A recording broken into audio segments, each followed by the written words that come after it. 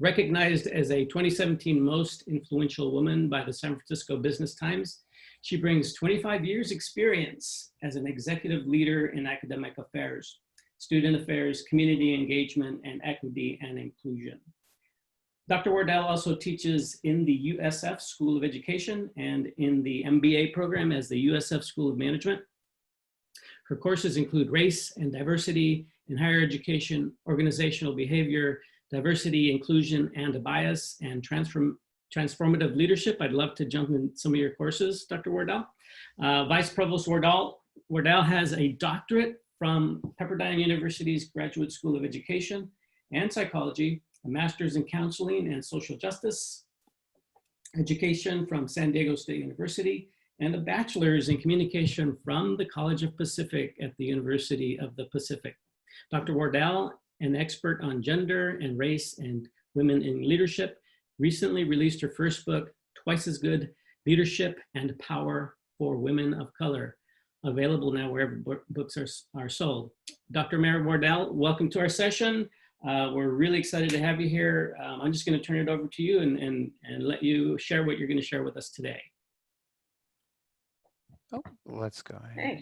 Okay. First of all, I want to thank all of you so much for being here today. I particularly want to thank Marche Pratt from Alumni Relations, who reached out to me and had a series of conversations even before we entered this shelter in place about coming back to Pacific and engaging. And so I'm really glad that the time is such that we were able to make this happen. And so I put together a presentation. It's a little bit of what I do in my classes. You'll get a little bit of what my MBA students get, as well as my doctoral students in education. And I try to put it in a form that I think is relevant for you. And I'm going to share my screen shortly. So I'm going to do a little screen share here. And you can see how messy my top is. And let's see, I'm going to go ahead and present this. Okay, so I wanted to talk today as a fellow alumna, as a higher education leader, as well as someone that is engaged in equity and inclusion work in organizations as well as in communities around this topic of cultural humility. So I'm going to be introducing that to you today. I do actually a full-on I spent 2 weeks on this topic alone in the MBA curriculum. And then when I do it with professionals, such as teaching an organization, I spend an entire afternoon. So I'm going to be doing some high level discussion, but I feel like it's really important to integrate this. And I think it's a perfect opportunity, because I'm a scholar practitioner, to make sure that we always put it in context to something that's relevant. And so right now, the entire world is dealing with COVID-19. And so what I've done is that I wanted to talk about this concept of cultural humility within the context of COVID-19. But if we're going to be honest with each other, if we really want to make it relevant, I think that we have enough data, enough information to know that there are disproportionate impacts that are happening throughout the world, there are disproportionate and unequal impacts that are happening throughout communities. And even if we want to be more specific, we know that there are some people who are being targeted by nothing more than their social identity or their perceived social identity, and others are not. And so what I decided to do was to focus on a group, because I believe, as I do with my students, is that if you can't apply this work, if you can't create an actual relevant case, then it's hard for people to understand what we're talking about. So for the purposes of our hour today, I really want to talk about cultural humility during COVID-19. But as I really thought about it last night, I said, I got to talk about the racism that's happening in the API community. And so I put together some slides for us, and hopefully it'll be engaging and interesting and cause us all to think a little bit more. So the The purpose of this is just to kind of talk about what is cultural humility as a way to improve our alumni awareness. I'm a member of the Pacific family, to think about how to build our knowledge and our skills, but we do it for a higher purpose. We do it in service to the mission that Pacific gave us as undergrads, at least for me and for others of you graduate and professional students, but we do it as a way to promote a more equitable society and a more inclusive communities where all people can expect to thrive and to be their whole selves. I mean, that's the work of equity and inclusion today. We want to create an environment where all people feel like they can be their whole selves. And so that's really the purpose of today's session. And the framework, I'm going to keep it a real simple framework, but simplicity does not mean that it's not complex at the same time. This framework of self-awareness, of being a lifelong learner and reflection are things that are really simple concepts, but they actually can be quite hard to practice. And so this work is really grounded in things that we all have access to. We all understand the importance of self-awareness, but we're always not very good at critically being self-aware. And so one of the things I'm going to ask you today as your facilitator and as your fellow alumna is to go deep into self-awareness. We know that we're all committed to lifelong learning, because otherwise you wouldn't be signed up for this Lunch and Learn series. And so that's part of who we are as a Pacific community. And then this idea of reflection. You know, I've been in Jesuit higher education for the last 13 years. There's always an invitation in every leadership meeting that we have and everything that we do to always think about not only where we want to go, but where we have been. And so this concept of reflection has really been integrated into my work. And last but not least, this is one of my sheroes, is Professor Kimberly Crenshaw. She holds an appointment at the UCLA School of Law, as well as a double appointment at Columbia School of Law. She's one of the preeminent scholars on race and gender in the law. And she's the one that coined the term that is widely used now around intersectionality and helping us understand the ways that our social identities intersect for different experiences for different people. And so you'll see some of that woven throughout here. If you're not familiar with Kimberly Crenshaw, I think one of the things Marche is gonna have to bring me back another time so I can spend more time on that, because that's a whole nother class period in and of itself. So let's build the case, and it's not very hard to build, unfortunately. There has been a mounting racism against the API community since the onset of COVID-19. As a matter of fact, people like myself who are leaders in the community, you know, I'm based in San Francisco, even though my hometown is Stockton. And so I'm a Californian through and through, and I pay attention to everything that's going on in the various communities. Part of the work that all of us were doing, not only in California, but we're nationally, the leaders in diversity work nationally, were noticing actually in early February, the early reports that were starting to come out about Asians being targeted with COVID-19. And this would go right in line with the time when we as a community was barely finding out about it, because we had knew that this COVID-19 was a problem that was happening specifically in China. But what has compounded that even more so was this kind of existing stereotype, what I call in the field of diversity and inclusion is called stereotype threat, where the model minority, which is a myth, the myth of the model minority, is something that Asian Americans and the API community has been susceptible for decades. And so what has happened is that while there was a rise of incidents and targeting that was happening, there was a lag in the reporting that was happening, because people were silent about what was happening. They knew what was happening to them. Their family knew what was happening to them. Their closest friends knew what was happening to them, but the broader society outside of people perhaps like me, that is a equity leader, was not paying attention to it until the last few weeks, and really in the last month. I think all of us have become aware of the devastating impact that has of racist targeting that has happened in the API community. And what has made this even more significant was the way in which this type of targeting has been enabled by a national rhetoric, where people thought it is okay, based upon the modeling that we've seen from our elected and appointed leaders, to use terminology and referring to COVID-19, such as the Wuhan virus. We saw it in briefings, whether it be at the White House, or we could see it in the evening news or whatever news outlet. You heard elected officials or appointed officials at the highest level, including governors, referring to it as the Kung flu or the Chinese virus. And all of this kind of created an environment of not only targeting, but what I would say an environment of aggression that was a groundswell that we found out over time.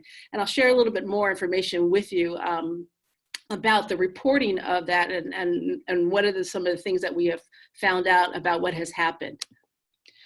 But before I go into the reporting structures and the advocacy that those of us that are on the ground that have been engaged in this work, I think it's really important to understand that today's anti-Asian sentiment is not new. I think that folks think that this is something that is a phenomenon that has come out of nowhere. And because my work is around grounding people in context, I think it's really important for people who care, people who are mindful, and people who want to do better to always understand the context of everything that we're in. And so if you look at the Chinese Americans have experienced xenophobia from the mid to late 19th century.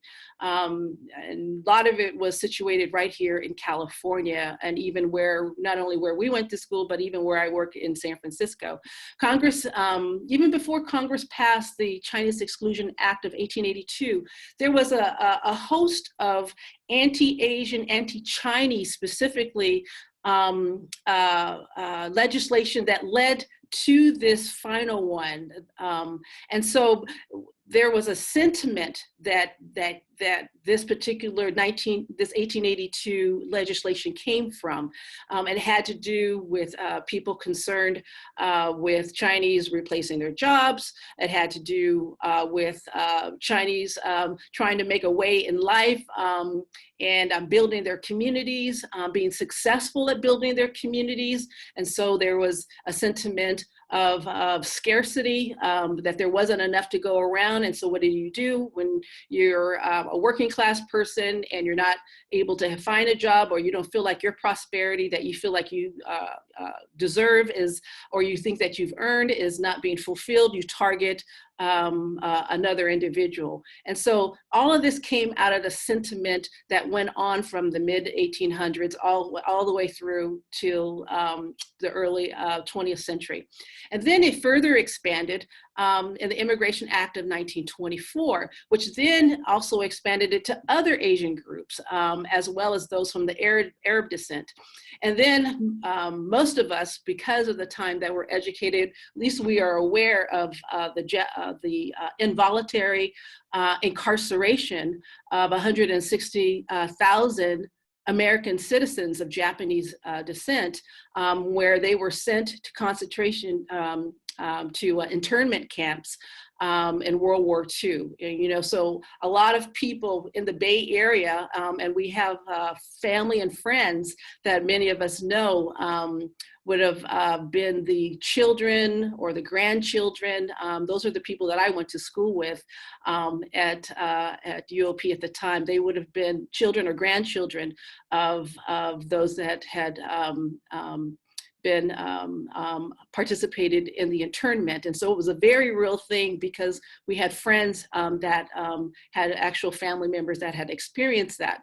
And so today's particular situation that we've seen over the last 2 months, 3 months with COVID-19 is continues in a longer anti-Asian sentiment in the United States. But I have to take it a step further. I was tempted to not go here, but I feel like I have to because there's no way I can do this type of work without putting it in the broad context. The anti-Asian context that we see, sentiment we see now in the context that I just described to you is actually in a broader context. It's in an anti-Black as well as an anti-Indigenous context. And so all the racism we see happening in 2020 against Asians and the Pacific Islander community is actually part of a larger context of systemic and institutional racism against Blacks and Native Americans. And so understanding that all of this goes back to 1619 and that it's connected to larger systemic ways in which we experience times of abundance, and then we experience times of perceived scarcity, and the behaviors and the attitudes and the opinions and the perspectives that we take on is based upon all of those things. They're all connected. And even more so, we have to see how are they connected to other issues. They're connected to the anti-immigrant perspectives. It's connected to anti-Muslim perspectives. It's directly connected to anti-Semitic perspectives. It's connected to how we accept or we choose to not accept the trans community or gender non-conforming persons, even those that have disabilities. There's certain disabilities that we are more able to accept and other ones that we have a more difficult time to accept. And then even more so, I believe that it's connected directly to how we engage the environment. And I think you can draw a line from anti-Black, anti-Indigenous, and in some of the things that we're seeing today with Chinese Americans and the API community is directly connected to all of the other things that we also see as well. So API advocacy and data collection. So there are several organizations that have collaborated to collect data and to help what I call build consciousness to folks around what is happening in the API community. The primary one, that's the national one that has collected all of the data around what is happening, is the Asian Americans Advancing Justice organization. They're based out of the East Coast. And at the time I updated this presentation, I updated it for my Pacific alumni group, incorporating the cultural humility piece. But when I was doing, updated this particular one, and I haven't even been able to update it for the actual how many incidents have been reported as of today. But this was actually for the last 2 weeks of March, because I did a presentation with several national organizations. And so I focused on the API community. The last 2 weeks of March, so that's that 1,100 reports. That was the amount of reports that had come in for harassment, for harassment, assaults, and other items of discrimination that people were experiencing on the street, at their jobs. Actually, at that point, most people were sheltering in place. So most of this was actually happening out in the community. And so one of the things is to understand that it's really important for people to be able to tell their story.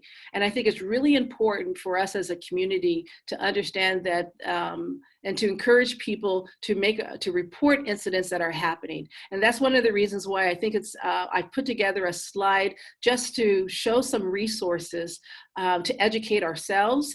Because if you go to the Asian Americans Advancing Justice site, you'll learn about not only advocacy issues around COVID-19, but you'll learn about the other issues that the community is paying attention to as well.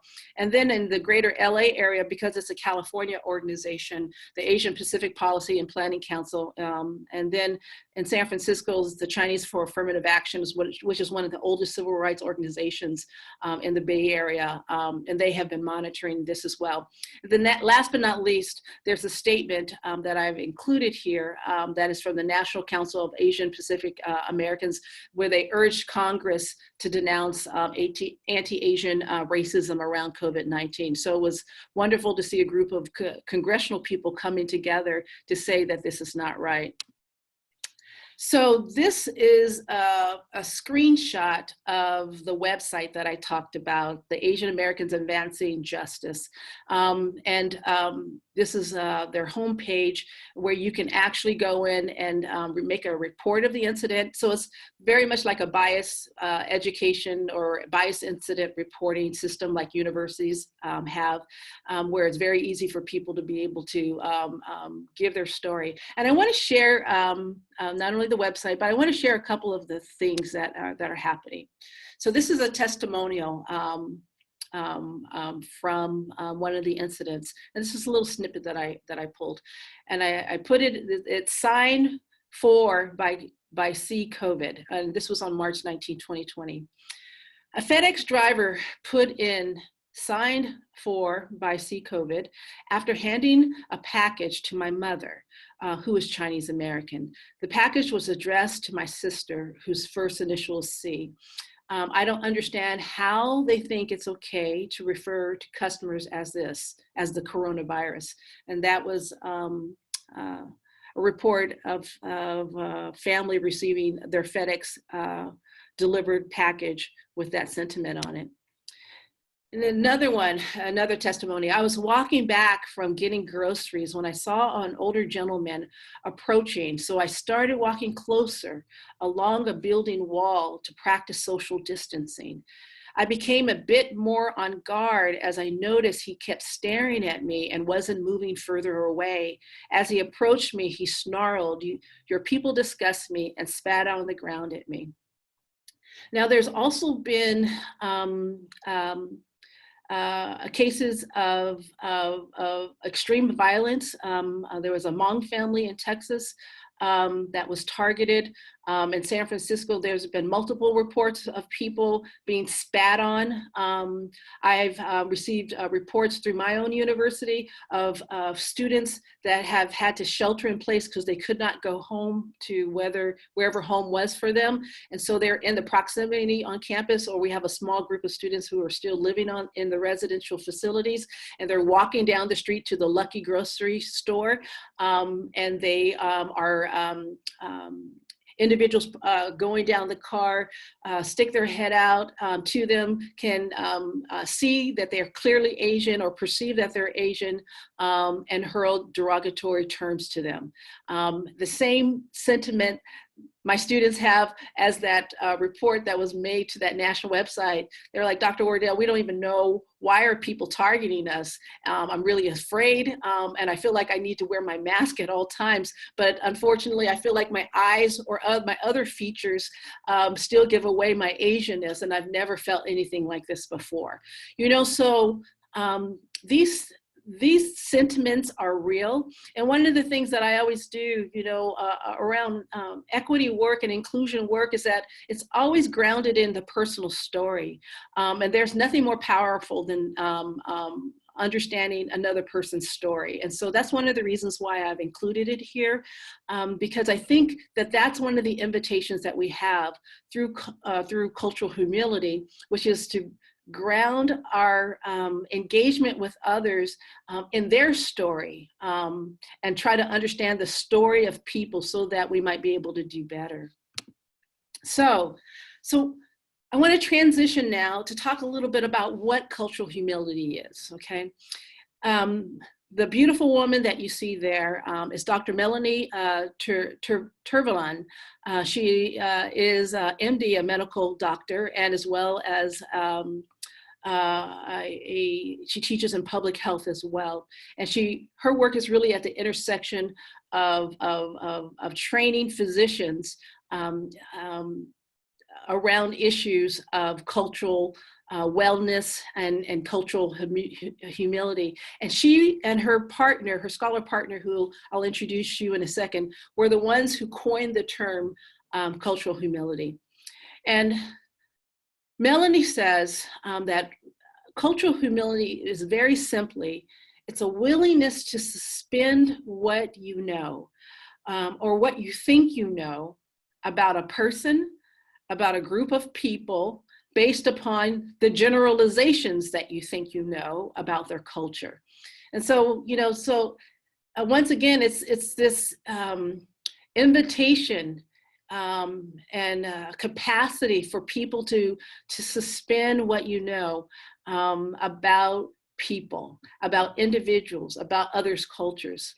And as simple as a definition of what cultural humility is, it's one of the most difficult things for us because, even as you see children, when children know what they know, we know what we know. And that continues not only in our adolescent years, it continues and it becomes embedded in us as adults. And so one of the hardest things that we can do as adults is to be able to use self-awareness, going back to the framework, and reflection as a tool to help us understand what is it that I may not know about as much as I think that I do, or what is it that I need to suspend in how I understand things so that I might be able to learn something new that will help me to become more culturally humble.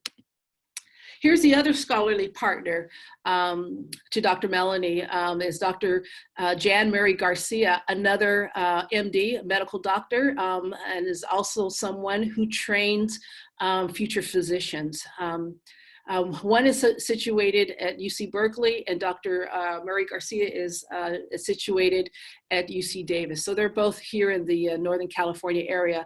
And it's great to know that we have such talent that has come out of the Northern California higher education community. Dr. Mary Garcia goes on to say, cultural humility is a lifelong process of self-reflection, of self-critique, and a commitment to understanding different points of view to enable this humbly and authentic place of learning. And so it's not learning for learning's sake, but it's learning just to get to a place where you can actually be authentic in the way in which you're engaging new information. As they presented this topic of cultural humility, one of the things that they had said, it's really important for us to understand that this idea of equity is central to understanding cultural humility. Now, simply put, equity is doing more for those who need it the most. And so I'll say that again, and I have a visual that'll help you understand depending on how you learn. Equity is doing more for those individuals or those groups who need it the most. And so equity is a higher principle than equality. And it demands more of communities, it demands more of institutions, and it demands more of people to think about this. So for them to say that equity is central to cultural humility, I think one of the things that we're invited to do is try to understand, what do we understand about the principle of equity? And what is it that we need to know more about it? And one of the things that they did Melanie and Jan in talking about equity, that you then have to be able to understand the dimensions of privilege and power. Now, I could spend 15 weeks on this topic alone, and so I'm going to continue going on because I recognize I was almost tempted to not go this deep on this particular subject, but it's really hard to not do this. And so I just want to apologize in advance because I'm giving you some concepts that I know that need more time, but I'm going to continue on. What is cultural humility? I think it also asks us to understand, if we look at the issues of equity, then you're then invited to look at power and privilege. And then you have to then look at having an understanding that race is central to understanding equity as well. You know, so this presentation, this discussion, this learning engagement that we have is about cultural humility during COVID-19. And I wanted to contextualize it to look at racism against Asians during COVID-19. So I contextualized it in race because I knew that the things that we were seeing in COVID-19 had a racialized implication and a reality. And so the professors were right on when they understood that cultural humility also has a grounding in inviting people to look at the ways in which that equity is central as well as race is central, and understanding and how race plays out in these ideas of equality and equity. So this is a visual, and some of you may have seen this before. It seeks to disrupt and hopefully dislodge our understanding of the highest principle of equality, and nudge us and sometimes push us to think a little bit more about a higher principle of equity. And it's really hard because, you know, all the principles that we learned in school, K-12, always talked about how important equality was. I mean, I think of every movement that has happened, the civil rights movement, the women's movement, all of these things, you know, it was all about, you know, equality was the most important thing. And equality has always been important. And not only in the zeitgeist of American politics and possibilities, but in the ways that we as a people understand how do we become who we are and who we want to be as Americans and as citizens in a democratic society. And at the same time, because of the context of our history, because of the context of who we are as a community, because of the slides I showed you that just gave a little bit of in the short time that the team gave me to introduce this, is that not all things are equal for all people at all times. We know that. And so one of the things that, I gotta watch my time here. One of the things then is that equity has a higher demand than equality. Equity says, you know, not everybody has entered into spaces, has had the same sets of opportunities, have had the same types of political and other experiences, economic experiences, educational experiences as others. You know, they had said one of the greatest determinants of success is not so much, you know, how one pulls him, her, or their self up by their bootstrap, which is kind of the rugged individualism and the romantic nature of equality. But the greatest predictor of an individual's outcome in life has to do with the area code that they were born in.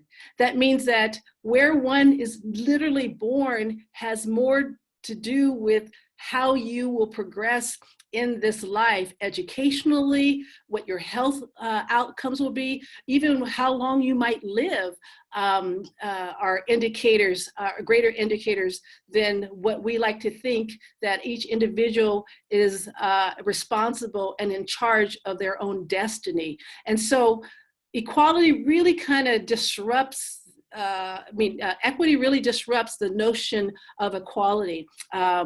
equality is good and it has its place, but yet it is not as aspirational as equity is. And so cultural humility is really in the realm of equity and is not in the realm of equality.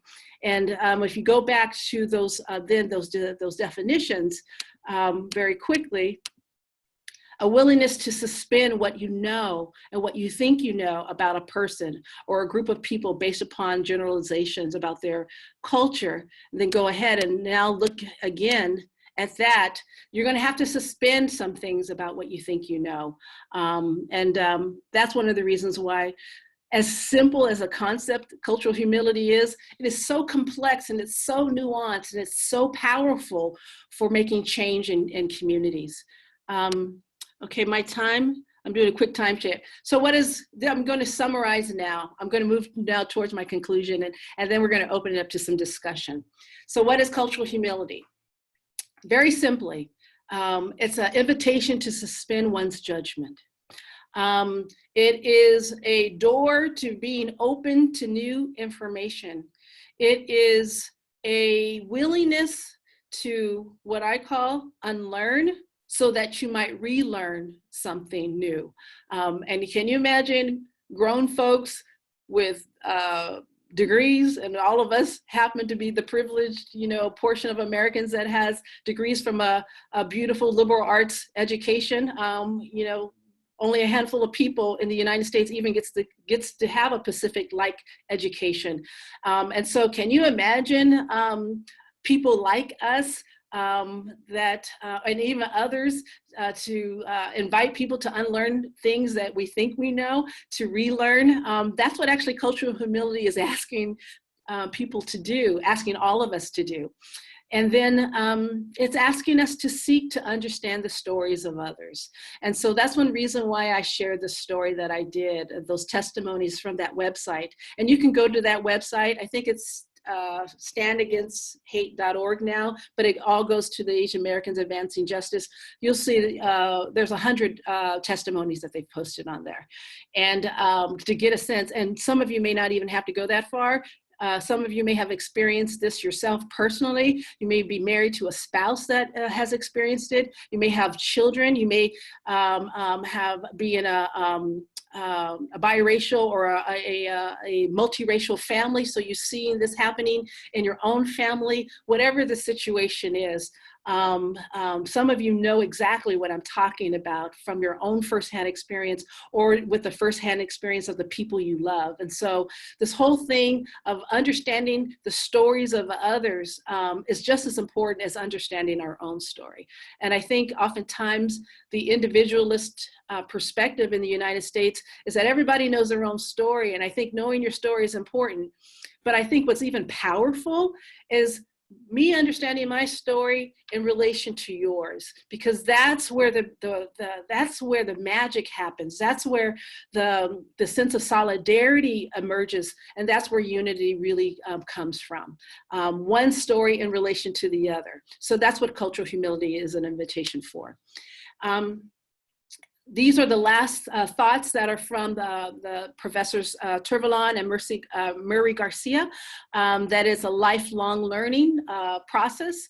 It's an invitation for critical self-reflection, not just like a walk in the park, but really, like COVID-19 pause reflection, the type of opportunity we have to really think about these things during this kind of unusual and unprecedented shelter-in-place reality.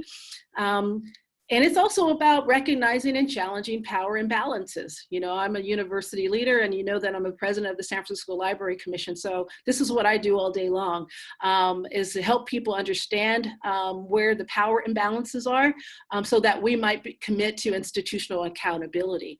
And then it's also about creating respectful relationships and partnerships. Dr. Wardell, we do have a question. Do you want to wait for the end of your presentation to answer that? Let me wait till the end, and then I'll get to it. One of the things that I want to say is that it's important to create spaces for learning and healing. And that's what this is, actually. This is a space of learning.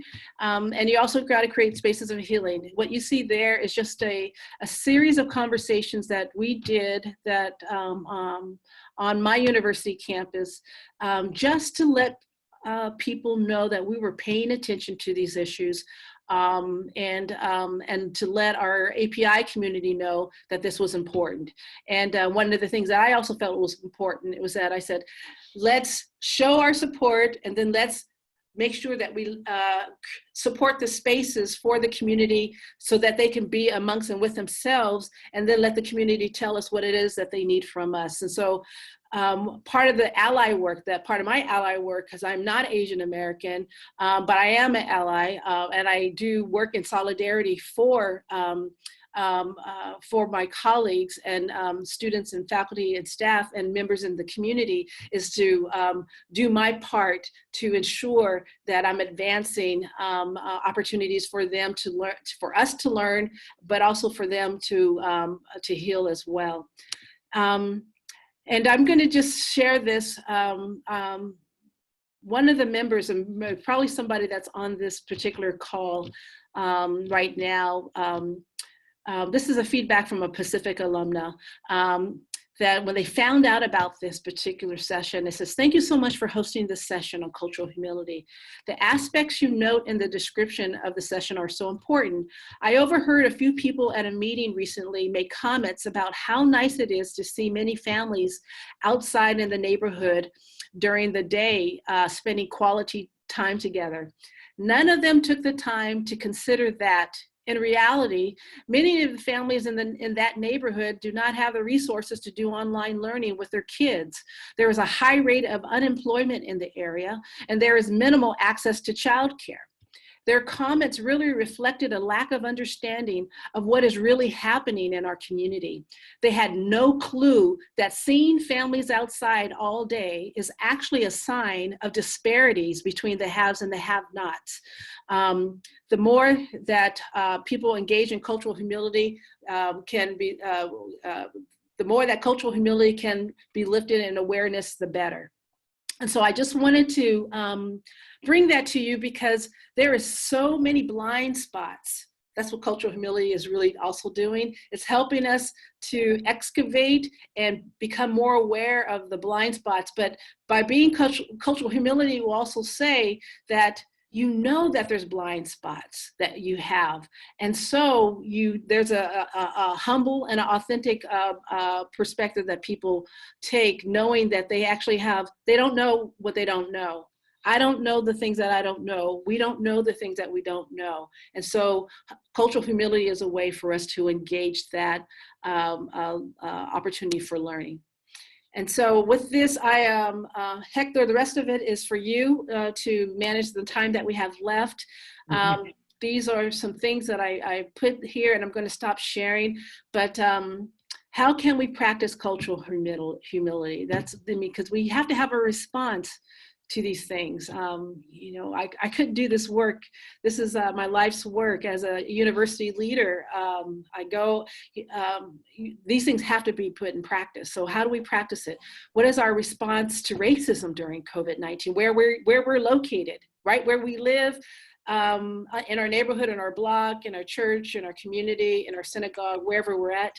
Are there spaces of education, community, and healing we can create for people that are impacted? And then what does cultural humility look like for me? And so I'm going to stop my screen share. And thank you so much. That was great. That was fascinating. I personally have tons of questions for you. I know, and I knew that. I was like, Mary, like, yeah, because there's a lot to unpack there. But I decided to go there instead of not. Thank you so much. Actually, it's a fascinating topic. And like you said, you've shared some pretty high level ideas and concepts that may or may not be new to the people on the call. But we're all in different places in this journey. But we do have a couple of questions. I know we have a few minutes. And the first question comes from Mike Clockey. And this might be a broader question for a committee, but here's his question. UOP last week announced a name change for its university Committee on Diversity, the new name University Committee on Diversity, Equity, and Inclusion. How are those three, I think it's true, TRE, I'm not sure, and how are those traits different and how are they similar? Kind of a big question. It's a big question, but I'll try to answer it very quickly. The work that we do is around ensuring that everyone has, when they come to our campuses or they want to come to our campuses, we want to make sure that we have a place and a space that's representative of the communities that matter to us. And so diversity is the representation piece. It's about, it is just, diversity is simply the aspect of being diverse. And so it's really about saying how important is representation to us. Inclusion is the invitation that we all have around finding what our part is to create a whole campus experience for each faculty member, each staff member, and each student. So inclusion is always around bringing people in so that they find their part in the diversity work. But the equity piece is the piece that I try to comment on in my presentation. The equity work is the hard work, because what it does is that it disrupts what we think we know around equality. And because all things have not been equal for all people, it's a higher standard than equality. So all the diversity work that we were doing post the civil rights era was all focused on equality.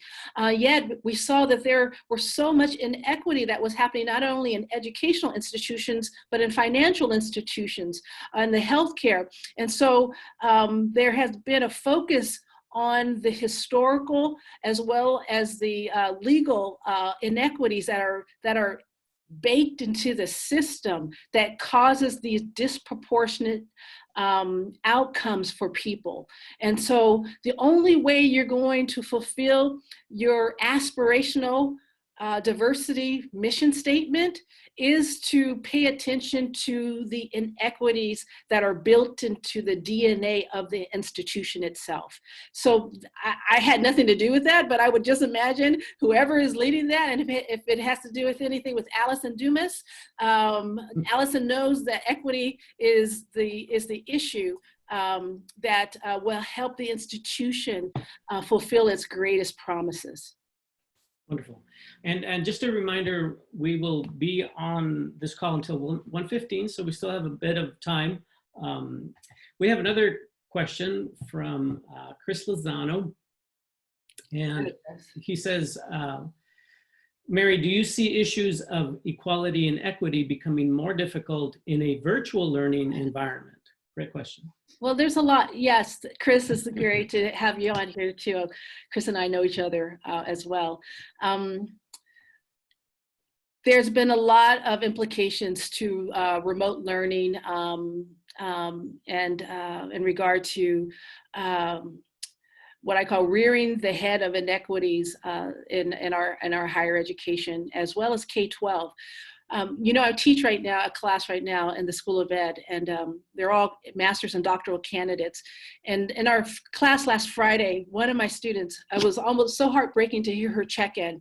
She works in the school district in San Francisco, and she said that in some schools, there is as much as a 70% absence that is happening with children not signing in to their distance learning, class, what have you.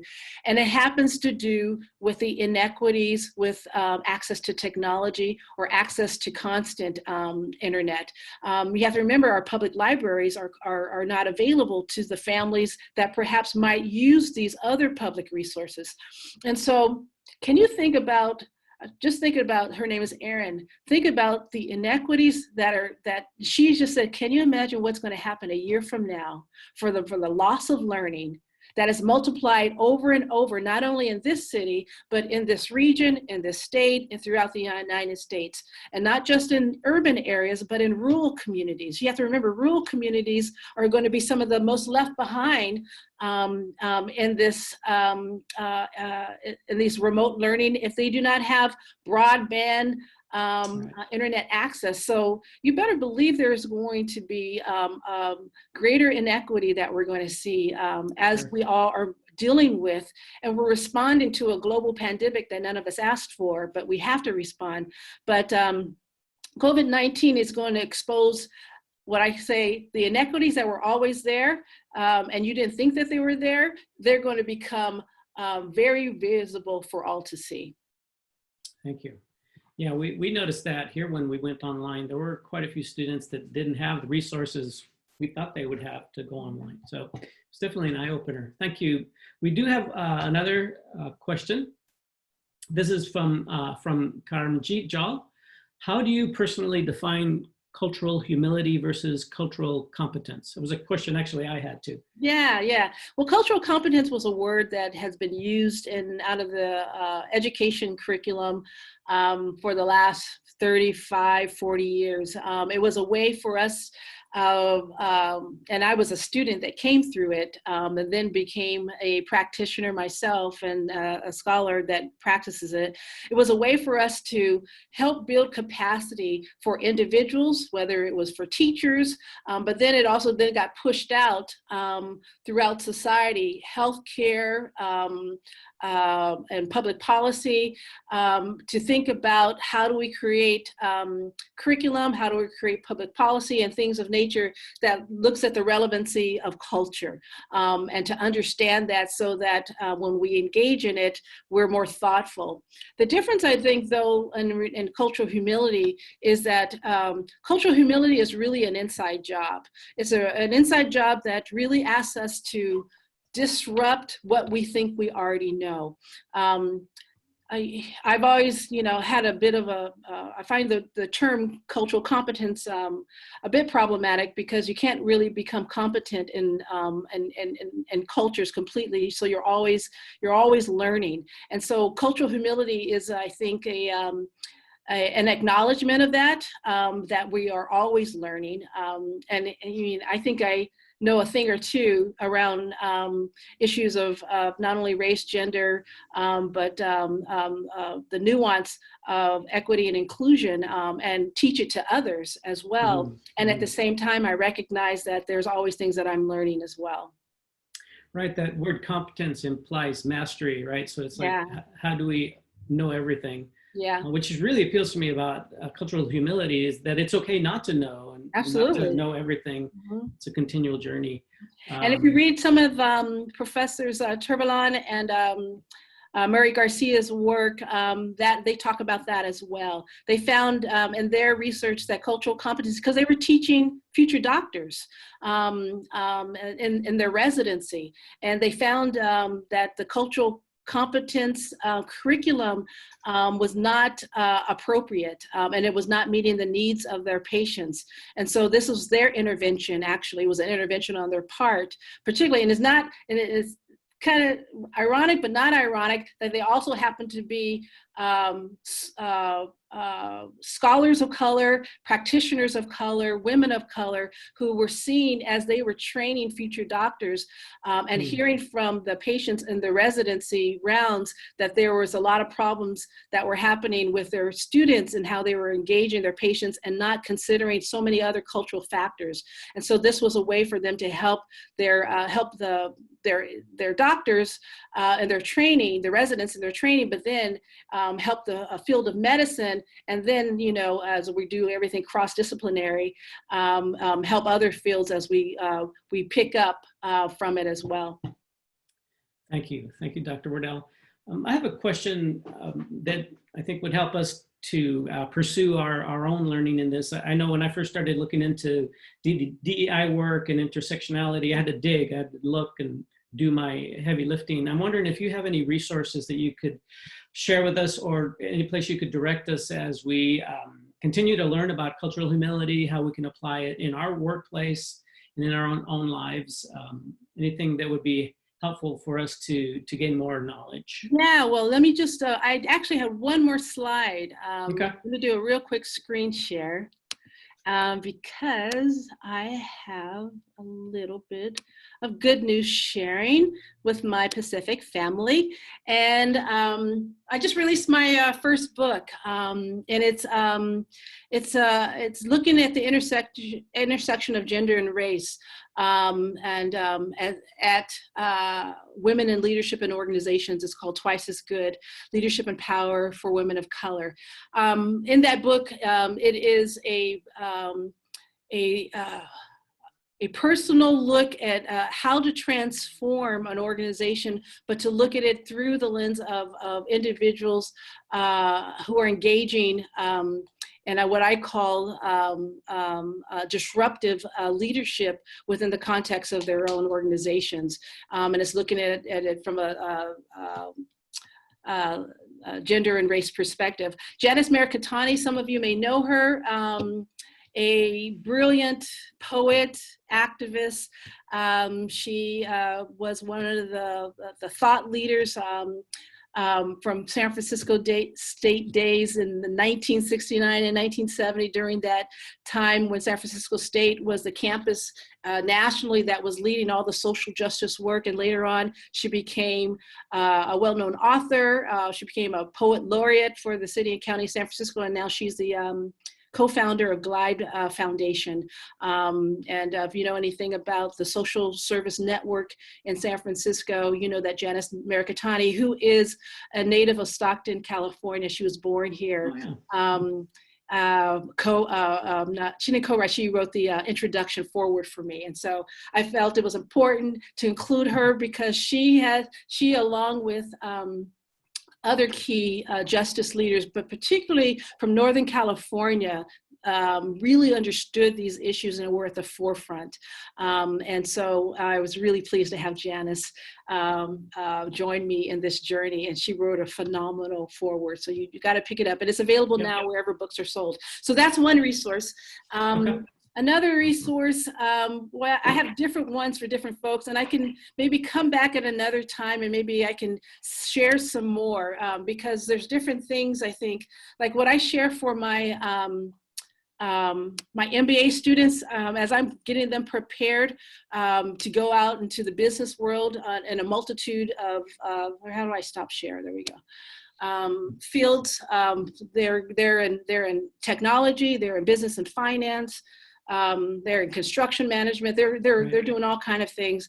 It's different than the work than many of my education students, as they're going to be public policy makers. And so I have different resources, but there's some core things that I make both of them have. There's some seminal pieces that I think that business students need to have as well as education students. And so I can put some of those things together.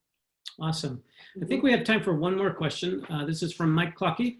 UOP student body is 38.2% API, according to university publications. This would seem like an opportunity to express large-scale cultural humility. Any tips on how to take advantage of the opportunity? Well, Mike, thank you for that question. My thoughts to you as a fellow alumna is I'm hoping that this lunch and learn has been a good modeling. Everything that I do, I try to model for others so that they might be able to take it and make it their own. And so one of the invitations that I have for you and for others that are in the community, as well as allies to the API community, to find ways to do something like this for the broader community, to take parts of it. Even you notice that in the closing, I did the healing and learning slide, that minimally there should be spaces that the campus creates just to signal to the community that these things matter. And so to create, whether it's creating spaces, I gave this to every dean had this presentation, every member of the business faculty has gone through this, because the dean of faculty said, I need all my faculty to have this, Mary. I need you to be on this call. I've done it with the dean of nursing and health professions, the law dean. And so it's just a matter of just, you know, getting the word out there to folks, because what happens, I've already heard from some of my faculty. One of my nursing faculty, I put together, she asked me for a lot of stuff. I said, why don't I give you a 15-minute virtual lesson? And so I gave her a 15-minute virtual lesson, and that is now, I've heard, has gone out to all the nursing faculty. But I gave her this, the API community, as a case study, because they're healthcare workers, and I felt like that was the most important thing that they should be paying attention to. And so now all the health students are paying attention to these issues, and as they impact the API community, but as they impact the Latinx community, as they impact the African American community, and anybody that is disproportionately impacted. So my response is that take whatever part of this resonates with you and use it as a way to model and to expand out and push it out in ways that you feel like you can. Thank you. Thank you. I don't know, would you be willing to come talk to our deans and maybe our cabinet? I'll be glad. So we have a couple of minutes. Any parting thoughts, Dr. Wardell, as we finish up this session, which was fantastic, by the way. Thank you so much. Oh, great. No, it's great. You know what? I'm really pleased just to be able to be with you, those that are on this call and those that are maybe watching it later. As I said, COVID-19 has created this, you know, this kind of strange pause, but nonetheless, you know, everything in life is a gift. And so one of the things that it allowed me to do is to be able to take on commitments that I wasn't able to do before. Just last week, I was able to talk to every CEO of every public library in the United States and Canada, from New York to Chicago to San Diego to Austin, as they wanted to know what are the things that they should be paying attention to as we go into what I call the recovery stage in COVID-19. And so I wanted them to be thinking about the equity issues in their communities where they're located, so they can keep their finger on the pulse of that. And so, you know, these invitations that I've had, and as I say, Marche has reached out to me before, and the schedule didn't work out before. So I'm just so pleased that the things that seem like it's a problem or challenge, that there's always gifts in it. So one of the gifts is that I've been able to spend time and reconnect with my Pacific family. And so I hope that this has been helpful. I try to put it together in a way that I thought was important, and to be challenging at the same way. I think that this is a time that people of conscience and people of goodness and people of care, which I know is all of us, I think we're being called to a higher standard. And so although I was tempted to hide some slides, I did, at the last minute, I went ahead and said, no, just go there, Mary. Yeah, actually, I was going to do another one to go a little bit deeper, but I could do that another time.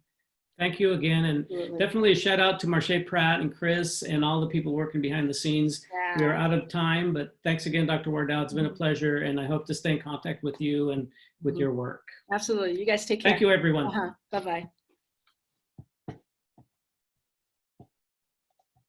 All right, so we will just allow people to log out. Again, one more reminder that if you do have any further questions or want to make any comments about this session or other sessions you'd like to see, go ahead and email pacificalumni@pacific.edu. And thank you again, Hector, and thank you again, Dr. Mary Wardell. This was an amazing session. Thanks, Mary. We're allowing people to log out right now. Hi, Kelly. Thank you so much. Yay.